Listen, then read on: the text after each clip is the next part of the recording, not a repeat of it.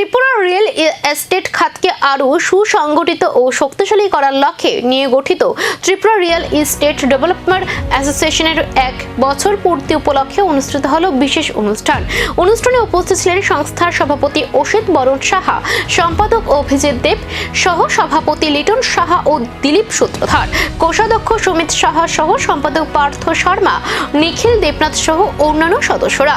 সংগঠনের সম্পাদক অভিজিৎ দেব জানান, বিভিন্ন সমস্যার সম্মুখীন হওয়ার পর রাজ্যের রিয়েল এস্টেট ডেভেলপার একত্রিত হয়ে সংগঠন গঠন করেছিলেন। তিনি সংস্থার বিভিন্ন সমস্যা সমাধানে সহযোগিতার জন্য আগরতলা পৌর নিগমের mayor Dipak Majumdar, UD director Tamal Majumdar, TREDA chairman Bidyut Dutta, nodal officer Priyabrata Bhattacharya এবং অল ত্রিপুরা মার্চেন্ট অ্যাসোসিয়েশনের সম্পাদক সুজিত রায়কে ধন্যবাদ জানান।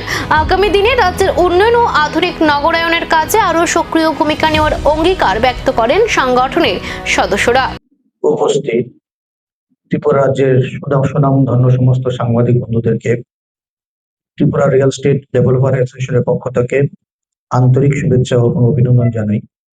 আমার ডান পাশে আছেন আমাদের সভাপতি অসিত বরণ সাহা এবং সঙ্গে আছেন সহসভাপতি দিলীপ কুমার সূত্রধর। নমস্কার।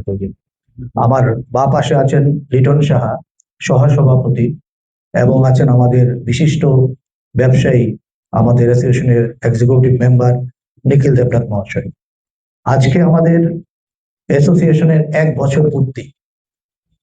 দীর্ঘদিন ধরে এই রাজ্যে রিয়েল এস্টেটের বিজনেস চলছে, কিন্তু কোনোদিন আমাদের অ্যাসোসিয়েশন ছিল না। 2025 জুন আমরা এই অ্যাসোসিয়েশনটা গঠন করি। দেখতে গেলাম যে আমাদের কাজ করতে গেলে বিভিন্ন সমস্যা হচ্ছে। কোনো ডিপার্টমেন্টের সঙ্গে কমিউনিকেট করতে গেলে ইন্ডিভিজুয়াল অনেক ধরনের সমস্যা হয়, এক একজনের এক এক ধরনের সমস্যা থাকে, কিন্তু সমষ্টিগত সমস্যাগুলো যখন ডিপার্টমেন্টের কাছে নিয়ে তুলে ধরবো আমরা, তখন ডিপার্টমেন্টও এটাকে অত্যন্ত গুরুত্বের সহিত দেখা হয়।